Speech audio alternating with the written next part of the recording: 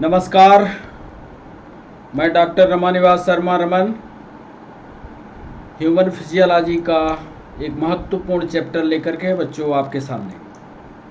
आज है theoretical discussion and MCQ on human hormones part 1। कई बच्चों के सवाल और मैसेज आए थे कि हार्मोन्स पर कोई क्लास या वीडियो नहीं हुआ है। आज हमने फैसला किया कि आज आपको हार्मोन्स पढ़ाएंगे। आज के सेशन में हार्मोन्स के कुछ महत्वपूर्ण तथ्य जो कॉम्पिटिटिव एग्जाम में पूछे जाते हैं उनको शामिल करेंगे और फिर इसके पार्ट 2 में, पार्ट 3 में और भी हिस्से जो हार्मोन्स के बचेंगे उसको शामिल करेंगे, क्योंकि एक साथ पूरे सेशन को कवर करना मुश्किल था।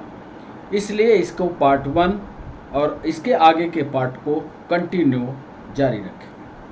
बहुत सारे सवाल कॉम्पिटिटिव एग्जाम में पूछे जाते हैं हार्मोन्स के बारे में, और आज हमने जो वीडियो बनाया है या जो वीडियो आपके सामने लेकर के आए हैं उसमें वो महत्वपूर्ण चीज़ों को शामिल किया है जो आपने पढ़ा ही नहीं है।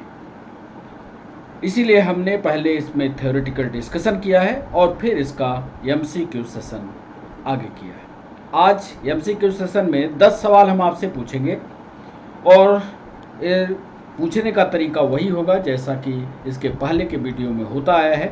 10 सवालों को पूछने के बाद उनके उत्तर आपको डिस्कशन के साथ फिर लास्ट में सेशन में हम आपको बताएंगे। इसके पहले हार्मोन्स क्या हैं, हार्मोन्स का काम क्या है, हार्मोन्स होते क्या हैं, हार्मोन्स और एंजाइम में अंतर क्या है, हार्मोन्स की खोज कब हुई, पहला हार्मोन कौन खोजा गया, ये सारा कुछ डिस्कशन जो कॉम्पिटिटिव एग्जाम में पूछा जाता है वो आज हम शामिल करने वाले हैं। आज के जो सवाल होंगे वो यूपीएससी, एमपीपीएससी, नीट, पीएनएसटी और एमपीएसआई या वनडे एग्जाम के जो भी साइंस और टेक्नोलॉजी का सेशन या सिलेबस होता है उसको ध्यान में रखते हुए हमने तैयार किया है। सेशन की शुरुआत करें उसके पहले आपको बता दें कि चैनल को लाइक करना, चैनल को शेयर करना और चैनल को सब्सक्राइब करना मत भूलिएगा, क्योंकि जितना जल्दी होगा उतना जल्दी लाइव सेशन में आप हमसे जुड़ पाएंगे। तो इसका ध्यान रखना ये आपकी जिम्मेदारी है। तो theoretical discussion and MCQ on human hormones part 1 की चलिए करते हैं शुरुआत। और पहले पेज में हम आपको जो महत्वपूर्ण चीज़ें लिखा रहे हैं वो महत्वपूर्ण चीज़ों को एक एक लाइन आप समझने की, लिखने की कोशिश करिए ताकि आगे आने वाले जो ऑब्जेक्टिव हैं वो आपसे बन जाए। तो चलिए शुरू करें ह्यूमन्स हार्मोन्स के बारे में। पहला पॉइंट हार्मोन्स के बारे में हम लिखने जा रहे हैं, ध्यान से इसको समझिएगा कि बॉडी में होने वाली, बॉडी मतलब शरीर, बॉडी में होने वाली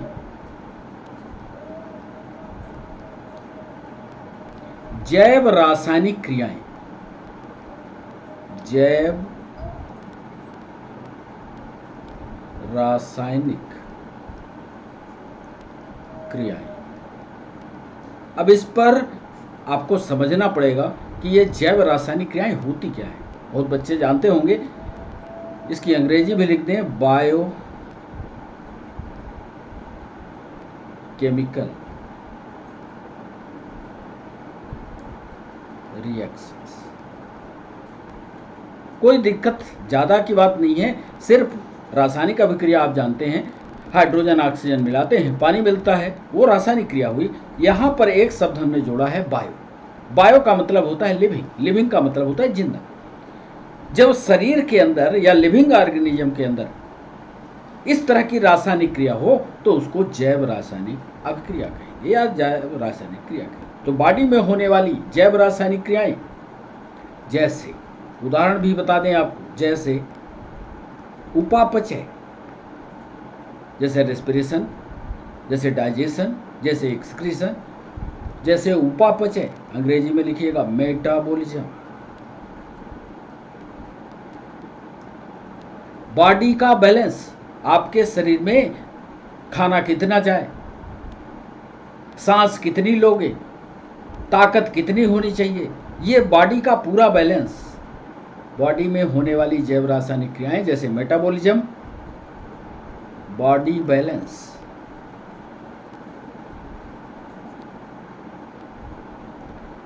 एंड कोऑर्डिनेशन, समन्वय भी। ऐसा नहीं कि लंबाई भर बढ़ती गई और बीच का शरीर का हिस्सा नहीं बढ़ा, बिल्कुल पतली डंडी जैसे हो गई, ऐसा नहीं। बॉडी का बैलेंस होना चाहिए। बैलेंस कैसे? कोऑर्डिनेट करने के साथ। लंबाई बढ़ रही है तो उसके हिसाब से आपका वेट भी होना चाहिए, ये कहलाता है कोऑर्डिनेशन। तो बॉडी में होने वाली जैव रासायनिक क्रियाएं जैसे metabolism, body balance and coordination हेतु, बड़ा महत्वपूर्ण पॉइंट है ये, हेतु नर्वस सिस्टम यानी तंत्रिका तंत्र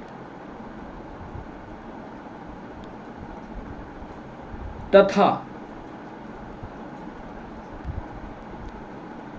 एंडोक्राइन सिस्टम, एंडोक्राइन सिस्टम यानी अंतःस्रावी तंत्र साथ साथ काम करते हैं। ये महत्वपूर्ण, साथ साथ काम करते हैं। अब जो हमने बात ये लिखी है इसको पहले अच्छी तरह से समझ लीजिए। बॉडी में जितनी भी बायोकेमिकल रिएक्शंस होती हैं, हमने कह दिया डाइजेशन, रेस्पिरेशन, एक्सक्रीशन, देखना, सुनना, चलना, जितनी भी बायोकेमिकल रिएक्शंस हैं सबका कोऑर्डिनेशन दो तंत्र करते हैं।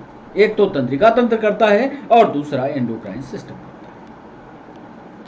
अब आप कहोगे साहब कैसे ये दोनों कोऑर्डिनेट कैसे हो रहे हैं? आप देखिए, एक अंधा व्यक्ति बैठा हो और एक आंख वाला व्यक्ति बैठा हो, उन दोनों के सामने आप एक अच्छी चीज सामने उनके रखिए। अच्छी चीज में मान लीजिए वो मिठाई पसंद करता है, आपने उसके सामने मिठाई रखा। अब जो अंधा व्यक्ति है उसने मिठाई को देखा नहीं, उसको बताया नहीं गया, वो सुना नहीं, और एक जो दूसरा आदमी बैठा है उसकी नज़रों के सामने मिठाई आ गई, और जैसे ही मिठाई उसके नज़रों के सामने आती है उसका नर्वस सिस्टम या तंत्रिका तंत्र एक्टिवेट हो जाता है, सक्रिय होता है। कैसे सक्रिय हुआ? साहब मिठाई, और जैसे ही मिठाई देखा उसके मुंह से या पाने वाली चीज के प्रति इतनी लालसा जगी कि सारा का सारा सिस्टम लार के रूप में लार टपकने लगता है। अब आप सोचेंगे कि ये जो रिएक्शन हुआ इसमें दो तंत्र काम कर गए। एक तो तंत्रिका तंत्र ने अपनी कार्यवाही की, उसने दिखा दिया साहब देख लो ये मिठाई है। तंत्रिका तंत्र ने जब दिखाया मतलब आंख के द्वारा देख लिया, और जैसे ही देख लिया तुरंत हार्मोनल रिएक्शन शुरू हो, काश ये मिठाई मुझे मिल जाती। तो ये जो दोनों सिस्टम हैं एक दूसरे के साथ कोऑर्डिनेट करके जब काम करते हैं तभी ये जैव रासायनिक क्रिया पूरी होती है। पहले पॉइंट में हमने लिखा, इसको गंभीरता से आप समझ के लिखिएगा। आंसर राइटिंग सेशन में ये पॉइंट आपके लिए मदद करेंगे। पीएससी के जो मेंस या यूपीएससी के मेंस लिखते हैं उनको ये पहला पॉइंट जरूर ध्यान रखना चाहिए और ऐसे शब्दों का इस्तेमाल करके अपने नोट्स को बेहतर ढंग से पेश करना चाहिए। चलिए दूसरा पॉइंट, महत्वपूर्ण पॉइंट। हमारे शरीर में, बच्चों ठीक से सुनना, हमारे शरीर में 3 तरह की ग्रंथियां होती हैं। लिखिएगा, हमारे बॉडी में 3 तरह की ग्रंथियां होती हैं।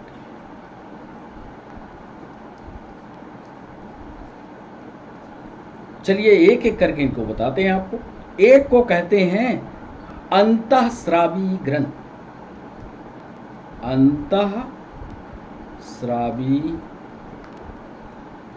ग्रंथि। दूसरे को कहते हैं बहिर्स्रावी, बहिर्स्रावी ग्रंथि। और तीसरे को अभी अंग्रेजी में बताएंगे। और तीसरे को कहते हैं मिश्रित,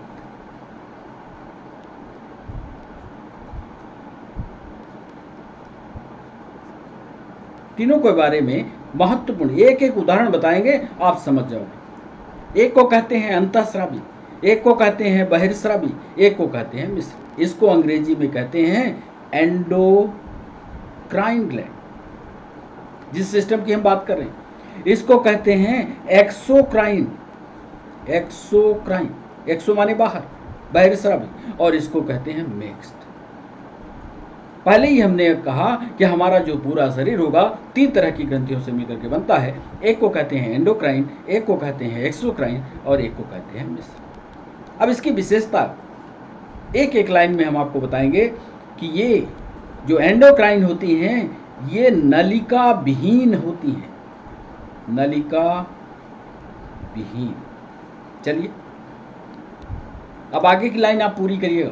नलिका विहीन ग्रंथियां होती, और जब नाली नहीं है, मान लीजिए कोई ग्लैंड है, उंगली के इस टिप पर है और वो सेक्रीशन करती है, उसको सप्लाई करना है, उसके पास नाली नहीं है, तो क्या करेगा? अपना सेक्रीशन को ब्लड में छोड़ देगी।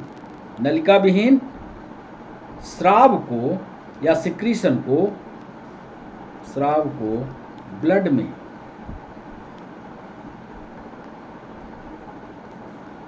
छोड़ती। याद रखिएगा, आप पढ़ इसी को रहे हैं, अंतःस्रावी को। ये तो अलग चैप्टर होगा बहिर्स्रावी मिश्रित वाला, लेकिन अभी फिलहाल इन एंडोक्राइन पर नजर बनाइएगा। ब्लड को ब्लड में छोड़ दिया अपना सेक्रेशन, और जो इनका श्रावण होता है, जो सेक्रीट करती हैं, उसको क्या बोलते हैं? आपसे ऑप्शन में, ऑब्जेक्टिव में हम पूछेंगे अभी सवाल, क्या वो एंजाइम है, क्या वो हार्मोन है, क्या एंजाइम और हार्मोन दोनों हैं? आपका जवाब उस समय आएगा, नहीं साहब, जिसके पास नाली नहीं है और अपना सेक्रेशन ब्लड में छोड़ रही है, वो एंजाइम हो ही नहीं सकता, वो होता है हार्मोन। तो नलिका विहीन स्राव को ब्लड में छोड़ते हैं, और इनका स्रावित पदार्थ हार्मोन कहलाता है।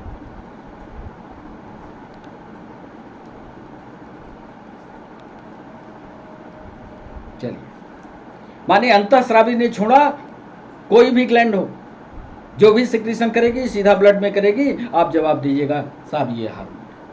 चलिए बहिर्स्रावी की बात कर लें। अब मान लीजिए यदि उदाहरण पूछ लिया जाए, तो उदाहरण तो आप लिख ही सकते हो, लिख दो। जितनी भी ग्लैंड आप जानते हो ले लो, थायराइड ले लो, पैराथायराइड ले लो, जितनी भी अंतःस्रावी ग्रंथियां हैं। नहीं याद आ रहा तो चित्र में पीछे आओ, देख लो। ये है पिट्यूटरी, ये है पीनियल, ये है थायराइड, ये है थाइमस, ये है एड्रीनल, ये है ओवरी, टेस्टिस। जितनी भी अपने सेक्रेशन को ब्लड में छोड़ती होंगी, बस उन्हीं का नाम लिखना। ऐसा नहीं कि अपनी मर्जी से लिख दो साहब, पैनक्रियाज भी, ओवरी भी, वो टेस्टिस भी। जब गहराई से पढ़ोगे तब इनका जवाब आएगा कि क्या ओवरी भी अपना सेक्रेशन पहुंचाती है? आपका जवाब होगा नहीं साहब, वो तो नहीं पहुंचाती। फिर कैसे एंडोक्राइन में आई? ये सारा डिस्कशन आगे हम करेंगे। तो ये अंतःस्रावी ग्रंथियों की विशेषता होगी। दूसरा हम बता रहे हैं बहिर्स्रावी ग्रंथि। बहिर्स्रावी में नलिका युक्त होती है, लिखिएगा, नलिका युक्त होती है, नलिका युक्त होती है। और जो इसका सेक्रेशन निकलेगा वो सेक्रेशन एंजाइम कहलाता है।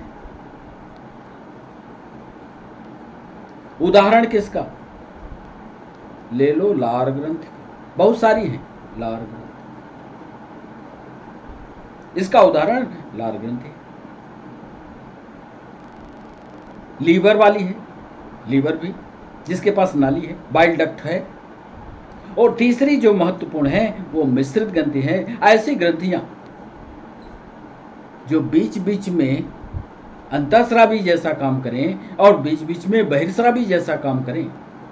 माने एक बार उनके पास नाली का भी सिस्टम हो और एक जगह उनके पास नाली का सिस्टम ना हो, यानी हार्मोन भी बना रही हो और एंजाइम भी बना रही हो। दोनों लक्षण से युक्त, या दोनों लक्षण से युक्त है, तो फिर वो मिश्रित होगी। और हमारे शरीर में एक ही ग्लैंड है मिश्रित, उसका नाम है पैनक्रियाज।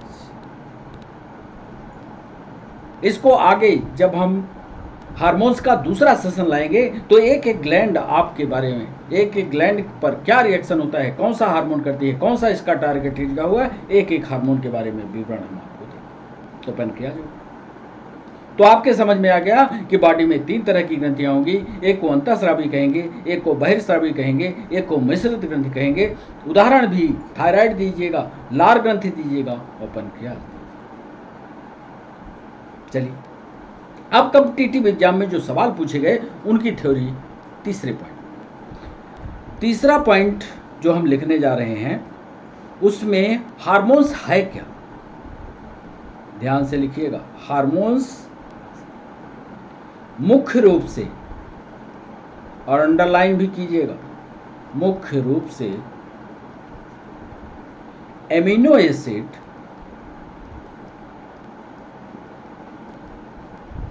तथा स्टेरॉयड होते हैं। आपने केमिस्ट्री में पढ़ा होगा एमिनो एसिड क्या है, स्टेरॉयड क्या है। हार्मोन मुख्य रूप से एमिनो एसिड तथा स्टेरॉयड होते हैं। नीट में ये सवाल पूछा भी गया, एमिनो एसिड है और स्टेरॉयड है। अब ये जो एमिनो एसिड और स्टेरॉयड हैं, चौथे पॉइंट में लिख रहे हैं कैसे काम करते हैं। हमने अभी उदाहरण एक अंधे आदमी और एक आंख वाले आदमी का दिया है, वही लिखने वाले हैं। ये मतलब हार्मोन्स बाहर तथा अंदर, आपके शरीर के बाहर और आपके शरीर के अंदर, बाहर तथा अंदर के वातावरण के अनुसार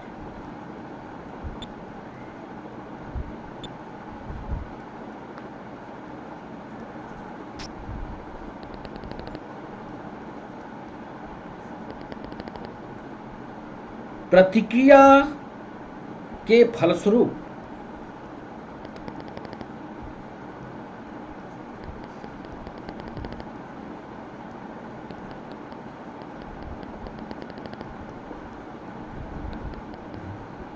अंतःस्रावी ग्रंथियों से यानी एंडोक्राइन ग्लैंड से निकलते हैं। ऐसा नहीं है कि एंडोक्राइन ग्लैंड बिना मतलब के अपना हार्मोन निकाल दे।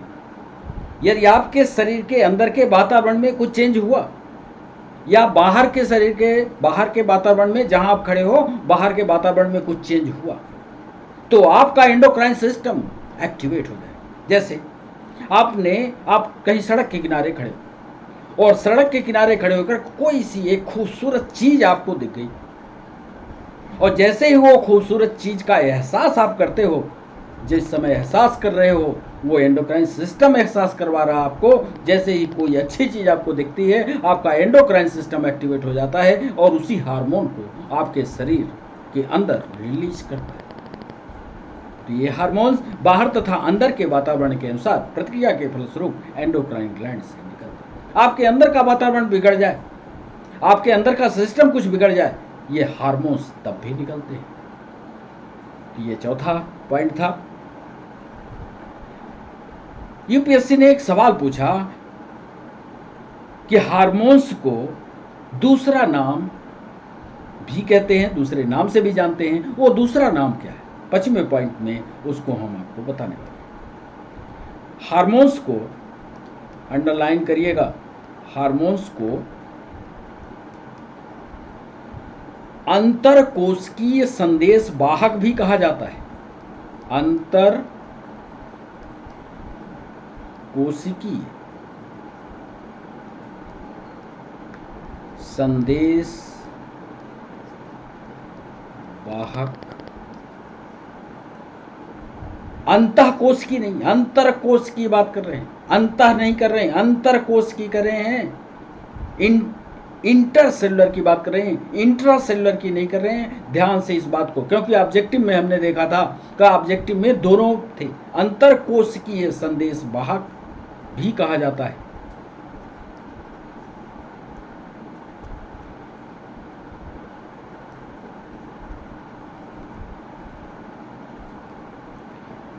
इसको बोलते हैं इंटरसेल्युलर मैसेंजर।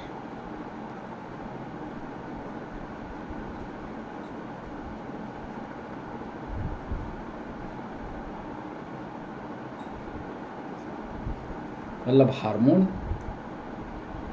इंटरसेल्युलर, अंतर कोशिकी, एक कोशिका से दूसरे कोशिका के बीच में संदेश देने की जो प्रक्रिया है ये यही करता है, ये हार्मोन्स कहलाता है। तो 5वां पॉइंट ये हुआ। 6वें पॉइंट में जो 6वां महत्वपूर्ण पॉइंट है उसमें हम आपको बता रहे हैं कि हार्मोन्स शब्द अर्नेस्ट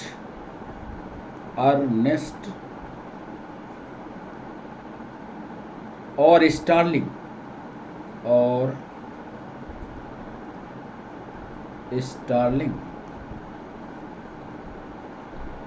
ने सन 1905 में हार्मोन शब्द की खोज की। ये भी ऑब्जेक्टिव का सवाल। दो वैज्ञानिक थे, अर्नेस्ट और स्टार्लिंग ने 1905 में सबसे पहले हार्मोन शब्द की खोज की थी। तो ये 6वां पॉइंट। इस पन्ने पर हमने आपको बताया कि हार्मोन मुख्य रूप से एमिनो एसिड, स्टेरॉइड होते हैं। ये हार्मोन्स बाहर तथा अंदर के वातावरण के अनुसार प्रतिक्रिया के फलस्वरूप एंडोक्राइन ग्लैंड से निकलते हैं। हार्मोन्स को इंटरसेलुलर संदेश वाहक भी कहा जाता है या इंटरसेलुलर मैसेंजर भी होते हैं। अर्नेस्ट और स्टार्लिंग ने सन 1905 में हार्मोन शब्द की खोज की थी। 7वां महत्वपूर्ण पॉइंट, एक सवाल पीएनएसटी ने और नीट दोनों ने पूछा, पहला हार्मोन कौन है? सबसे पहले खोजा गया हार्मोन कौन सा है? हो सकता है आपको पता हो, नहीं पता है तो ये पॉइंट लिखिएगा कि प्रथम हार्मोन कौन सा पॉइंट नंबर होगा? 7वां महत्वपूर्ण पॉइंट, प्रथम हार्मोन secreted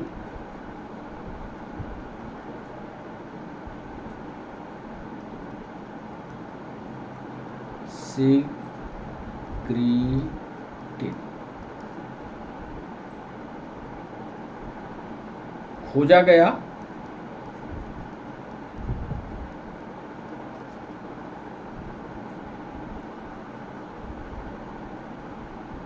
सन 1903।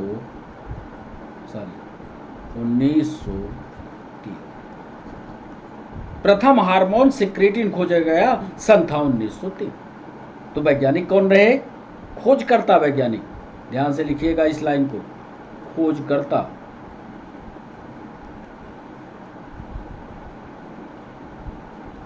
विलियम थे, एक नए वैज्ञानिक, विलियम, अर्नेस्ट तथा स्टार्लिंग। प्रथम हार्मोन सेक्रेटिन खोजा गया।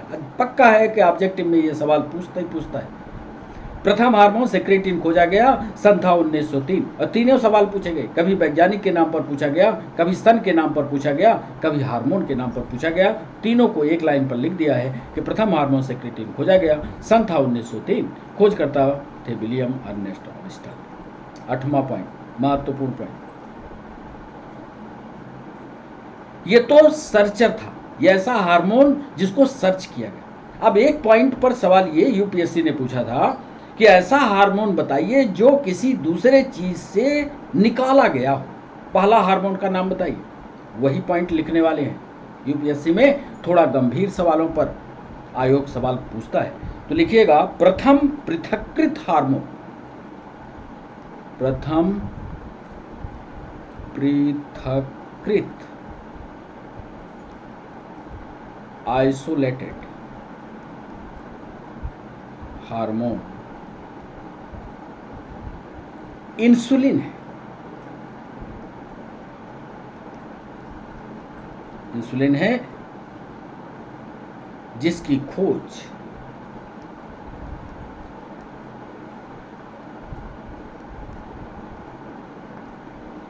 बैटिंग और मैकट ने किया। बैटिंग और मैकट ने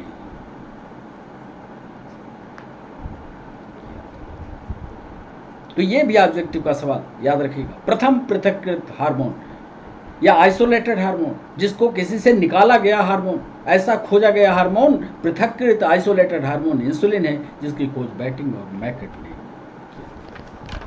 8वें पॉइंट पर।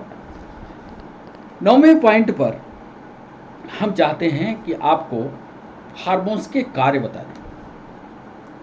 9वें पॉइंट पर जो ये भी ऑब्जेक्टिव में पूछता है, हार्मोन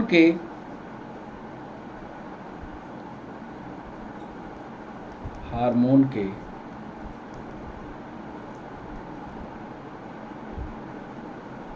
मुख्य लक्षण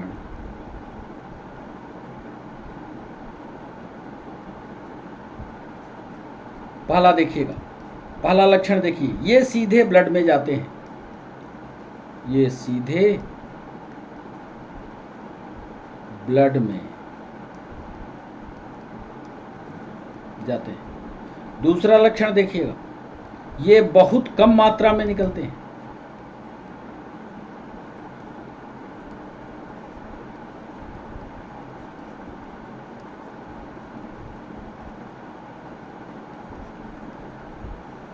तीसरा लक्षण देखिएगा, किन किन बायोकेमिकल रिएक्शंस पर कंट्रोल करते हैं, ये भी ऑब्जेक्टिव का सवाल है। ये मुख्य रूप से ग्रोथ यानी वृद्धि, डेवलपमेंट,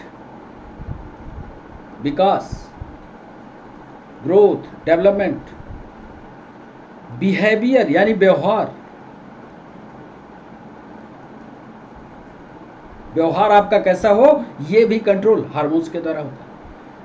कभी कभी आपको ऐसे चिड़चिड़े लोग मिलते हैं, जब चिड़चिड़ा आदमी मिले, जरा सी बात में गुस्सा हो, तो आप समझ जाइए कोई ना कोई इसका हार्मोन डिस्टर्ब।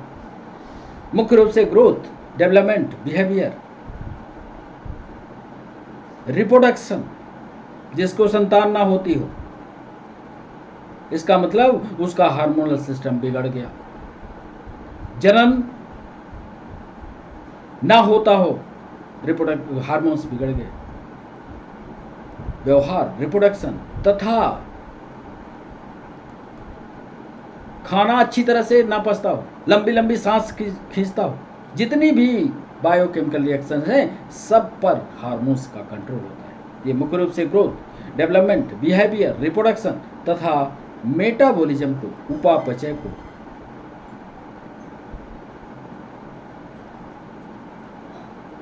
कंट्रोल, शब्द को देखिएगा, कंट्रोल एंड कोऑर्डिनेट करते हैं।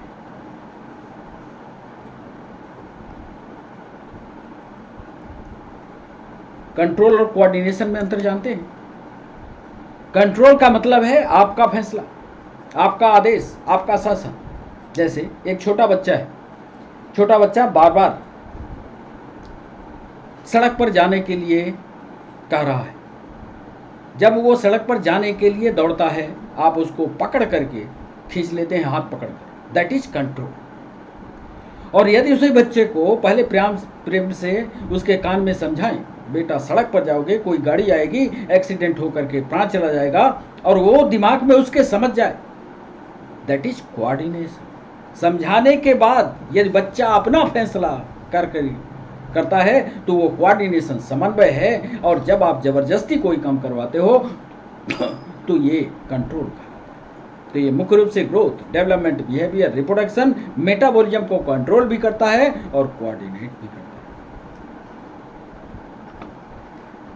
एक और महत्वपूर्ण पॉइंट, 10वां पॉइंट लिख करके और इसके थ्योरेटिकल डिस्कशन को यहीं पर रुकेंगे, और फिर जब दूसरा सेशन इस पर लाएंगे तो ये थ्योरी का एक एक डिस्कशन आगे भी जारी रहेगा। 10वें पॉइंट पर हम लिख रहे हैं, इसके अलावा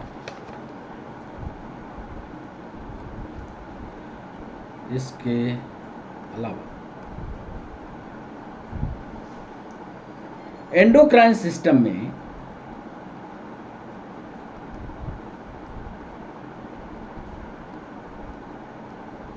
हार्ट भी शामिल है, किडनी भी शामिल है, हार्ट किडनी, त्वचा भी आपकी शामिल होती है। नहीं जानते रहे होंगे, आज से जान लीजिए कि हमारा कंट्रोल और कोऑर्डिनेशन या हार्मोन बनाने की प्रक्रिया स्किन की भी है, त्वचा भी है। आपके अंदर टेस्टिस है, ओवरी है, तो टेस्टिस और ओवरी दोनों हार्मोन बनाते हैं, इसलिए एंडोक्राइन के वो भी पार्ट हैं। लिखिएगा गोनड्स। जब बच्चा मां के गर्भाशय में पलता है तो बच्चे और मां के बीच का जो कनेक्शन होता है वो प्लेसेंटा या जरायुज कहलाता है, यानी प्लेसेंटा भी एंडोक्राइन का पार्ट है। प्लेसेंटा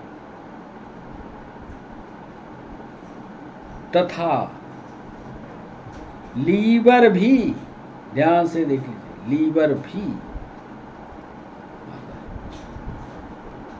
ये बड़ा इंपॉर्टेंट सवाल। 10वां पॉइंट बहुत महत्वपूर्ण है। सिर्फ एंडोक्राइन सिस्टम में आप जो जानते हो कि पिट्यूटरी होगी, थायराइड होगी, पैराथायराइड होगी, थाइमस होगी, एड्रीनल होगी, ये भर नहीं है बच्चों। आपको बता दें कि एंडोक्राइन सिस्टम में एंडोक्राइन हार्मोन्स बनाने के लिए आपके हार्ट को भी ज़रूरत है, आपकी किडनी को भी ज़रूरत है, आपके स्किन को भी ज़रूरत है, आपके गोनड्स और प्लेसेंटा को ज़रूरत है, लीवर को भी ज़रूरत है। ये सब एंडोक्राइन सिस्टम के पार्ट होते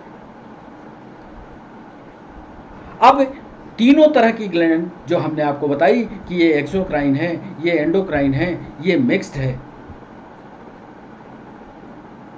और कितने प्रकार की होती है इसका विस्तार से थ्योरेटिकल डिस्कशन हम दूसरे सेशन में शामिल करेंगे।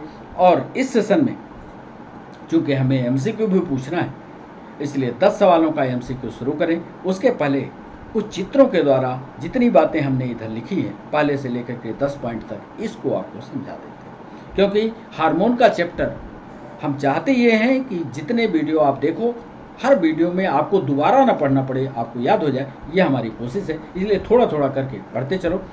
ये चित्र, ये देखिए मेल है, मेल रिप्रोडक्टिव सिस्टम में एक ग्लैंड हमने बनाई है, इसको आप सामान्य रूप से मास्टर ग्लैंड कहते हैं। ये तो आपको याद ही होगा, आपने कई बार पढ़ा भी होगा, अनअकैडमी के प्लेटफॉर्म पर कई बार हमने पढ़ाया भी है। दूसरा, ये थायराइड गले के पास। यदि आपसे पूछे कोई कि खोपड़ी के अंदर कौन है तो बता देना पिट्यूटरी है साहब। गले में कौन है? थायराइड है। गले में ही कौन है? पैराथायराइड। चित्र के माध्यम से देख लो, आपको पोजीशन रटने की जरूरत नहीं होगी। एड्रीनल कहाँ है? एड्रीनल साहब 2 किडनी के पास है, ये किडनी है। पैनक्रियाज कहाँ है? पेट के अंदर है, क्योंकि पेट तो पैनक्रियाज है। टेस्टिस ओवरी जहां होगी वहीं पर गोनड्स होंगे। तो ये ग्लैंड को दिखाता हुआ ये चित्र आपको रटना नहीं पड़ेगा कि कितनी है, ऊपर से पढ़ना साहब। पिट्यूटरी खोपड़ी के अंदर, गले में थायराइड प्लस पैराथायराइड, फिर जाना सीने में उतरना। एक इसमें भूला हुआ है, आगे के चित्र में होगा। सीने में एक ग्लैंड होती है जिसको थाइमस कहते हैं, पढ़ लेना, अभी हम पढ़ा देंगे। उसके बाद किडनी में पहुंचना, किडनी के ऊपर एड्रीनल होगी, पैनक्रियाज में पहुंचोगे पैनक्रियाट होगी, फिर नीचे पहुंच जाओगे तो यदि मेल हो तो टेस्टिस और फीमेल हो तो ओवरी होगी। खत्म। कितना सरल है एंडोक्राइन का ये ग्लैंड को पढ़ना, तो इसको पढ़ना। दूसरे चित्र में हमने pituitary gland, sorry endocrine gland हमने महिला की दिखाई, फीमेल की दिखाई। इसमें भी पोजीशन वही, ये देखो पिट्यूटरी ग्लैंड खोपड़ी के अंदर इस वाले हिस्से में, और ये पिट्यूटरी ग्लैंड जो निकाल रही है उसको दिखाया है। 2 बहुत महत्वपूर्ण हार्मोन्स हैं, इनका आगे की वीडियो में हम विस्तार से आपको समझाने वाले हैं, आगे समझाएंगे। ल्यूटिनाइजिन हार्मोन और follicle stimulating hormone, LH and FSH, ये दोनों हार्मोन पिट्यूटरी ग्लैंड से निकलते हैं, ये ओवरी से नहीं निकलते। इनका काम क्या होता है? ओवरी के अंदर अंडे का निर्माण। मेंटली यदि आप फ्रेश प्रिपेयर हो गए, यानी ल्यूटिनाइजिंग हार्मोन और फॉलिकल स्टिमुलेटिंग हार्मोन बन रहा होगा अच्छा, तो आप मानिए ओवरी से अंडा भी विकसित प्रकार का बनेगा। यदि मानसिक रूप से आप तनाव में रहते हैं, कई पेशेंट ये शिकायत करते हैं कि साहब इस महिला को प्रेगनेंसी नहीं हो रही है क्योंकि मैच्योर उसमें ओवम नहीं बन रहे। उसका कारण है कि वो महिला तनाव में चली गई। जैसे ही तनाव में जाती है, ल्यूटिनाइजिंग हार्मोन और फॉलिकल स्टिमुलेटिंग हार्मोन ओवरी में अंडे बनने की प्रक्रिया को रोकता है, या बनेंगे भी अंडे तो अनमैच्योर बनते हैं। ऐसी स्थिति ना करें, तनाव में ना आए, रिलैक्स होकर के सारे काम करें। Luteinizing hormone, follicle stimulating hormone, ये दोनों अंडे बनाने की प्रक्रिया को रेगुलेट। अब यहां पर देखिए, ओवरी से दो हार्मोन निकलते हैं। कौन सा? एस्ट्रोजन और प्रोजेस्टेरॉन। इसके पहले वाले सेशन में जब हम रिप्रोडक्शन पढ़ा रहे थे तो कई बच्चे पूछ रहे थे कि ये एस्ट्रोजन प्रोजेस्टेरॉन तो सर आपने छोड़ दिया। ये चित्र की तलाश थी कि इससे ओवरी से निकलता है एस्ट्रोजन और प्रोजेस्टेरॉन। प्रोजेस्टेरॉन नीचे की तरफ, एस्ट्रोजन ऊपर की तरफ। देख रहे हो? इस चित्र को बना करके हमने ये बताया है कि एस्ट्रोजन जाकर के पिट्यूटरी को कहता है, क्या कहता है? सक्रिय करो।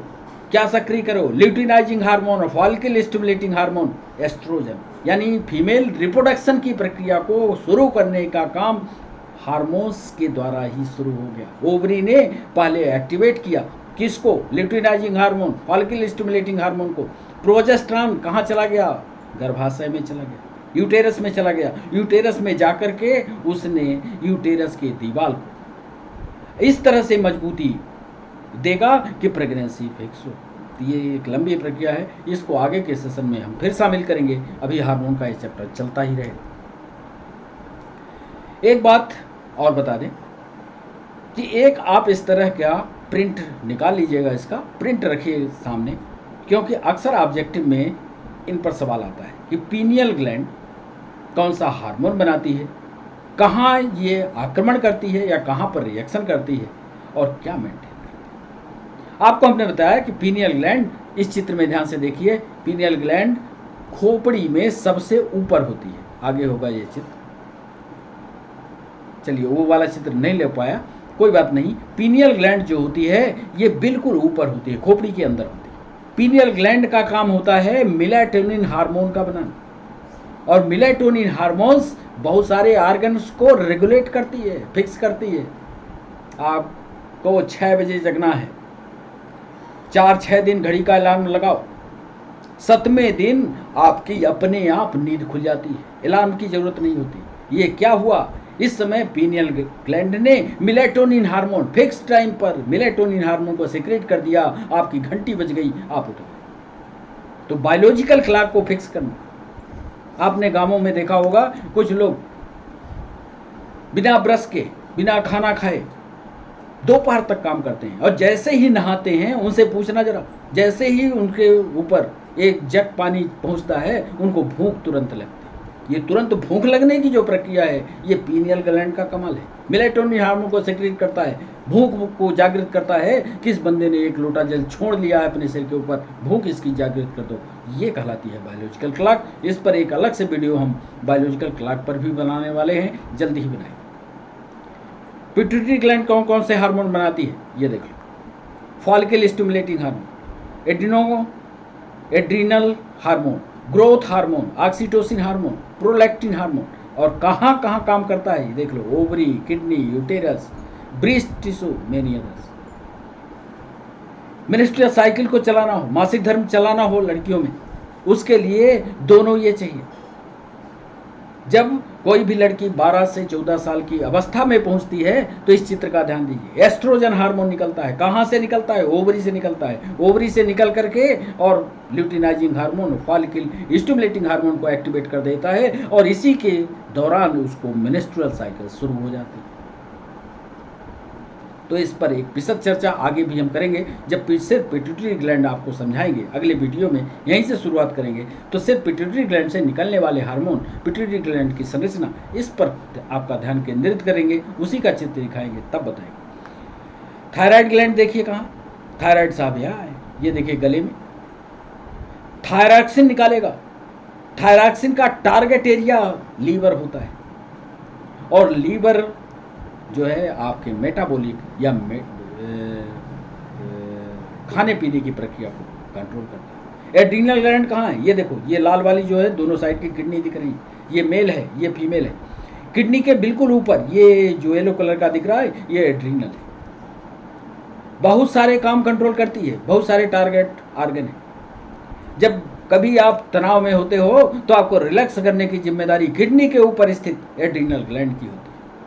कभी कभी जब परेशानी में फंसते हो तब भी इसी का काम है।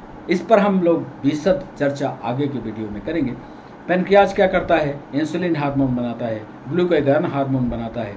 ये दोनों लीवर पर एक्शन करते हैं, ब्लड शुगर लेवल को कंट्रोल करते हैं। ओवरी जो है एस्ट्रोजन प्रोजेस्टेरॉन हार्मोन बनाता है, यूटेरस को कंट्रोल करता है, मेंस्ट्रुअल साइकिल चलाता है, टेस्टोस्टेरोन हार्मोन बनाता है। और जितने भी दाढ़ी का आना, मूंछ का आना, सीना का चौड़ा होना, शरीर का वजन बढ़ना, ये सब मेल में आता है टेस्टोस्टेरोन के। तो एक सामान्य जानकारी आज हमने दी है। अब बारी है, एक एक करके ग्लैंड हम आपको पढ़ाते चलेंगे और एक एक करके आप पढ़ते चलिएगा। अब चूँकि आज पहला लेक्चर था हार्मोन्स पर, इसलिए हो सकता है आप पढ़े ना हो। आगे से आप पूरे चैप्टर को पढ़ के आइए, हम जल्दी जल्दी आपको सवालों की ओर ले चलते हैं। तो एमसीक्यू सेशन पर चलें। पहला सवाल हम आपको दें उसके पहले कि पहला सवाल हम लिखाएं। आप कई बार आपने एंडोक्राइन सिस्टम को पढ़ा, कई बार एंडोक्राइन सिस्टम को पढ़ने के बाद आज जो सवाल पीएससी में, यूपीएससी में, नीट में और जो पूछे गए उसमें से 10 सवालों को आज हमने इकट्ठा किया है। पहला सवाल आपके स्क्रीन पर हम देने वाले हैं। अंतःस्रावी ग्रंथियों को अंतःस्रावी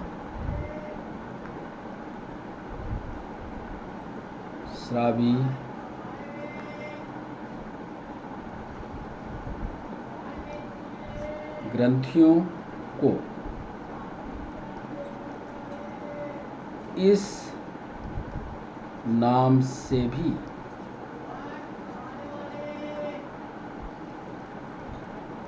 जाना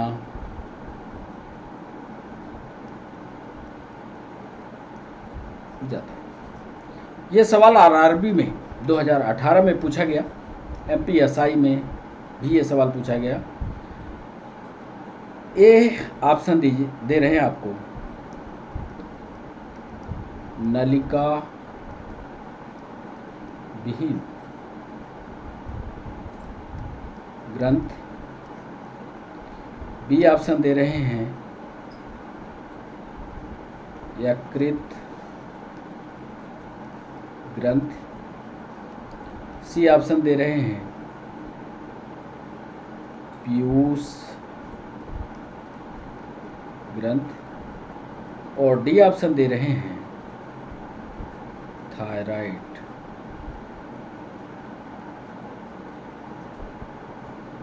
पहला सवाल था अंतःस्रावी ग्रंथियों को इस नाम से भी जाना जाता है। यह आपको बताना था, क्या वो नलिका विहीन है, क्या वो यकृत ग्रंथियां हैं, क्या वो पीयूष है, क्या वो थायराइड है। यह था पहला सवाल। आइए दूसरे सवाल पर। दूसरे सवाल में पहले हम डैश डैश कर रहे हैं, मतलब खाली स्थान को आपको भरना है। ऐसा ही सवाल एमपीएसआई में पूछा गया।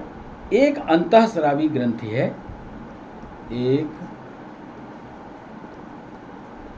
अंतःस्रावी ग्रंथि है जिसे मास्टर ग्रंथि भी कहा जाता है। दिया जवाब, क्या वो ग्रंथि एड्रीनल है, एड्रीनल ग्लैंड है? क्या वो ग्रंथ हाइपोथैलेमस है? सी ऑप्शन दे रहे हैं, क्या वो पैनक्रियाज है? और डी ऑप्शन दे रहे हैं, क्या वह पिट्यूटरी ग्लैंड है या पीयूष ग्रंथि है। दूसरे सवाल में हमने पूछा कि एक अंतःस्रावी ग्रंथि है जिसे मास्टर ग्लैंड भी कहा जाता है, क्या वो एड्रीनल है, क्या वो हाइपोथैलेमस है, क्या वो पैनक्रियाज है, क्या वो पिट्यूटरी ग्लैंड है। तीसरा सवाल, निम्नलिखित में से कौन सी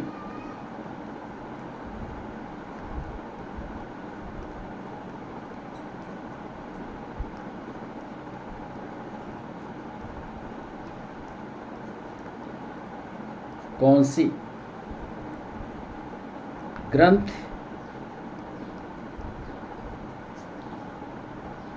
वृद्धि हार्मोन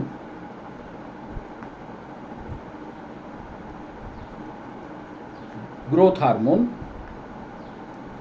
का रिसाव करती है?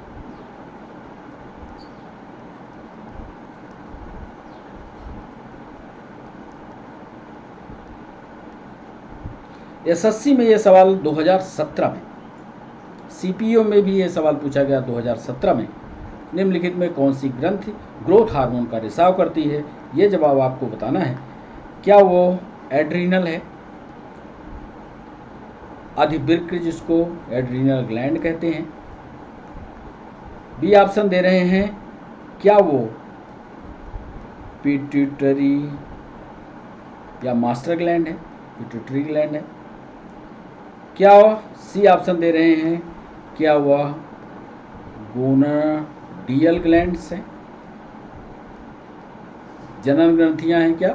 और डी ऑप्शन दे रहे हैं, क्या वो पैनक्रियाज है? हमने पूछा है कि निम्नलिखित में से कौन सी ग्रंथ ग्रोथ हार्मोन का रिसाव करती है। चौथा सवाल, उस ग्रंथि का नाम बताइए।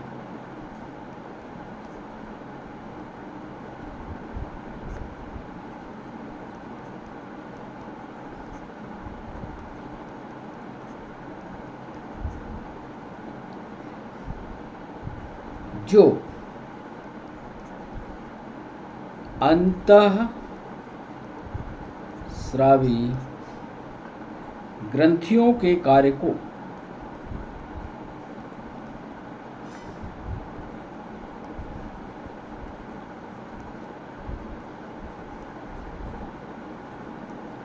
नियंत्रित करती है।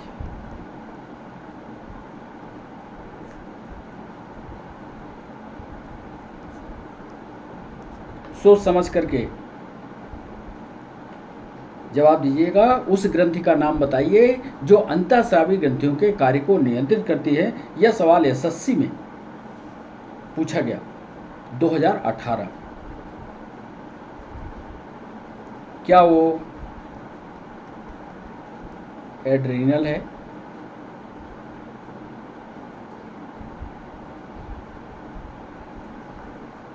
बी ऑप्शन दे रहे हैं, क्या वो पैनक्रियाज है, सी ऑप्शन दे रहे हैं, क्या वह पिट्यूटरी है, और डी ऑप्शन दे रहे हैं, क्या वह रीनल ग्लैंड है। उस ग्रंथि का नाम बताइए जो अंतःस्रावी ग्रंथियों के कार्य को कंट्रोल करती है। कंट्रोल शब्द का इस्तेमाल कोऑर्डिनेट का नहीं किया है, ध्यान से। उस ग्रंथि का नाम बताइए जो अंतःस्रावी ग्रंथियों के कार्य को नियंत्रित करती है। 5वां सवाल,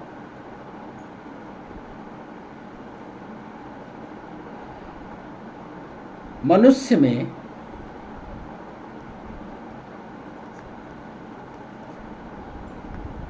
निम्नलिखित में से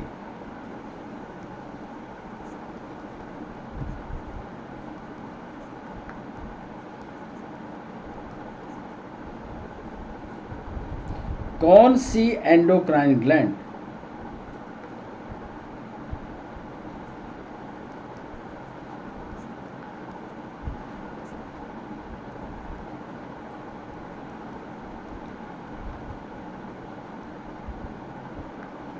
जोड़े में नहीं पाई जाती?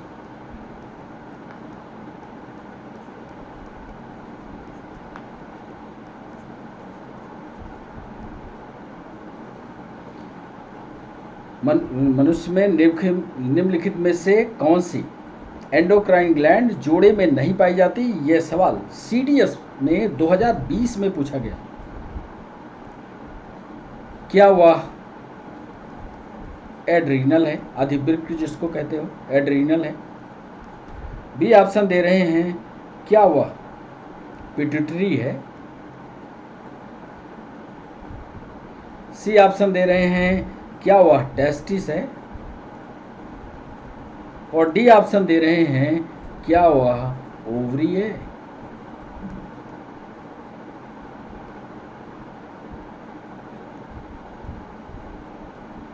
मनुष्यों में निम्नलिखित में से कौन सी एंडोक्राइन ग्लैंड जोड़े में नहीं पाई जाती? एड्रीनल, पिट्यूटरी, टेस्टिस या ओवरी? छठवां सवाल।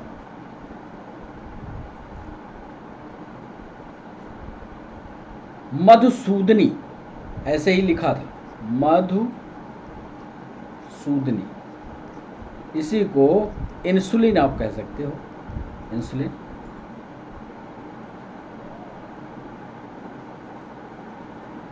हार्मोन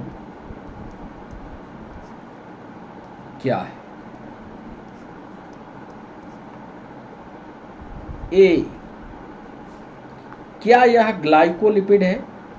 नीट का सवाल, क्या यह ग्लाइकोलिपिड है?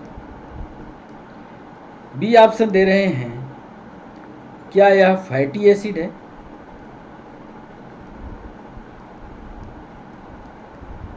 सी ऑप्शन दे रहे हैं, क्या यह पेप्टाइड है?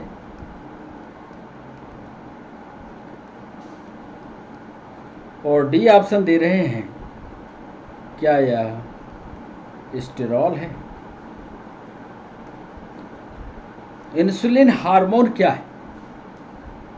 या आप इसको इस तरह से भी पढ़ सकते हैं कि मधुसूदनी अंतःस्राव या हार्मोन एक है, ग्लाइकोलिपिड है, फैटी एसिड है, कि पेप्टाइड है, कि स्टेरॉल है। ये झारखंड PSC में भी सवाल 2010 में पूछा गया। बच्चों ध्यान से देखना, झारखंड PSC में 2010 में ये सवाल पूछा गया। 7वां सवाल, निम्नलिखित हार्मोनों से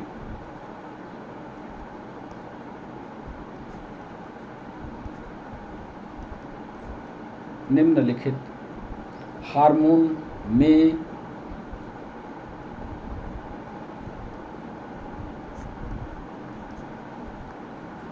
किसमें पेप्टाइड श्रृंखला नहीं होती? किसमें पेप्टाइड चेन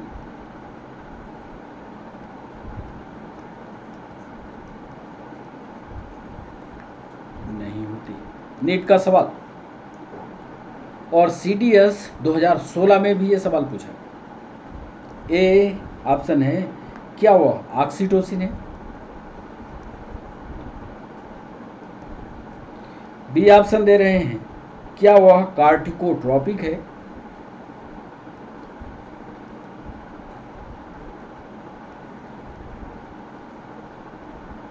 सी ऑप्शन दे रहे हैं, क्या वह इंसुलिन है? और डी ऑप्शन दे रहे हैं, क्या वह कॉर्टिसोल है? निम्नलिखित हार्मोन में किसमें पेप्टाइड चेन नहीं होगी? क्या वह ऑक्सीटोसिन है? क्या वह कार्टिकोट्रोपिक है? क्या वह इंसुलिन है? क्या वह कॉर्टिसोल है?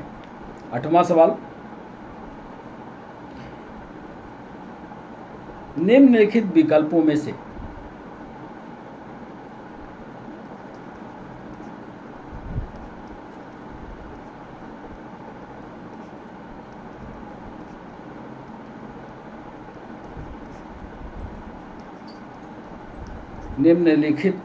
में से उस हार्मोन की पहचान करें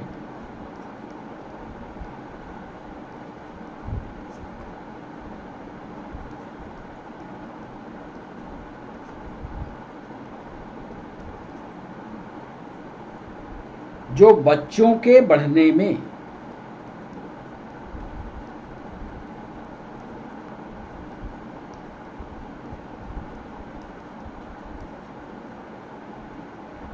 सहायक होता है।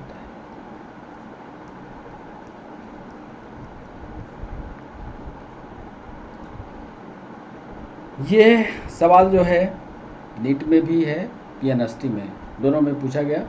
एक बार एमपीएसआई में भी पूछा है इसको। ए ऑप्शन दीजिएगा, गोनाडोट्रोपिक।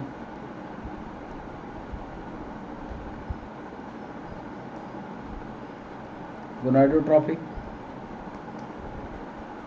ऑक्सीटोसिन,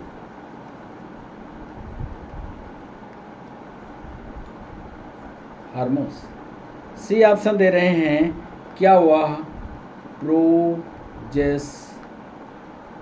है, प्रोजेस्टेरॉन हार्मोन है। और डी ऑप्शन दे रहे हैं, क्या वह सोमैटोट्रोपिन है। निम्नलिखित विकल्पों में से उस हार्मोन की पहचान करें। बच्चों अंत तक हमारे साथ बने रहिएगा, ये सारा डिस्कशन हम कर देंगे अभी, जो बच्चों के बढ़ने में सहायक होता है। सही जवाब का आप करिएगा। 9वां सवाल, निम्नलिखित में से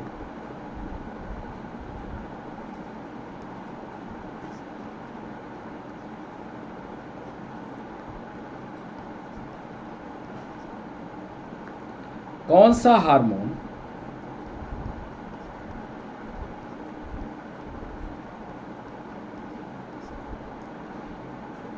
पिट्यूटरी ग्लैंड से स्रावित नहीं होता?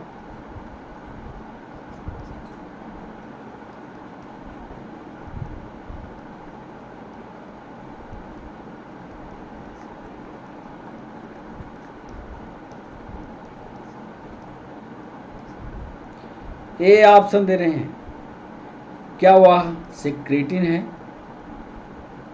Secretin hormone. बी ऑप्शन दे रहे हैं, क्या वह प्रोलैक्टिन है।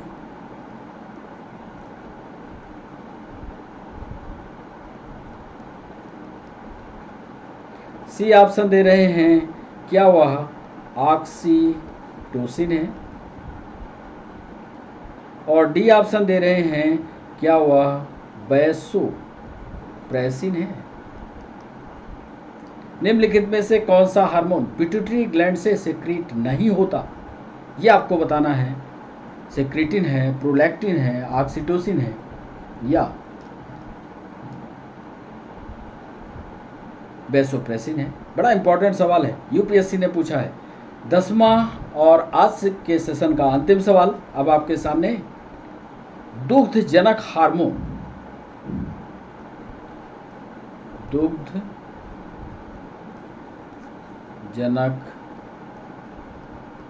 हार्मोन्स का स्राव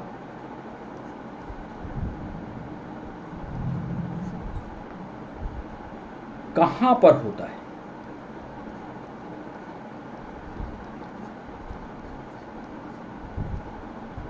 नीट वाले बच्चे जरा बायोलॉजी को थोड़ा और गहराई से पढ़ें। दुग्धजनक या लैक्टोजेनिक हार्मोन का स्राव कहां पर होता है, यह सवाल है।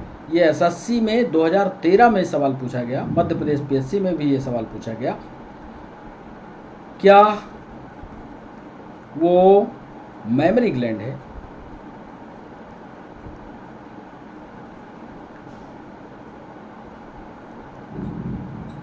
बी ऑप्शन दे रहे हैं, क्या वो प्लेसेंटा है। सी ऑप्शन दे रहे हैं, क्या वह ओवरी है। और डी ऑप्शन दे रहे हैं, क्या वह पिट्यूटरी ग्लैंड है।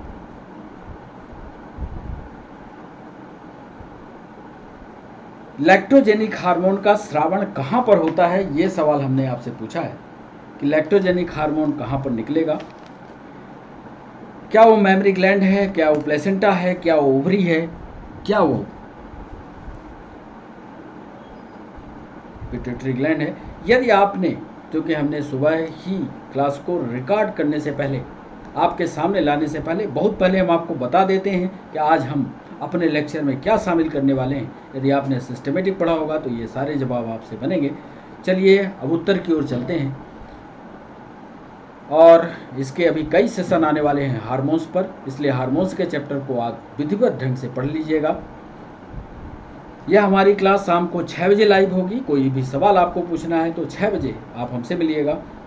पहला सवाल हमने पूछा था, अंतःस्रावी ग्रंथियों को इस नाम से भी जाना जाता है। अभी हमने इसके पहले पढ़ाया आपको कि वो सभी के सभी नलिका विहीन या वो ग्रंथियां हैं जिसमें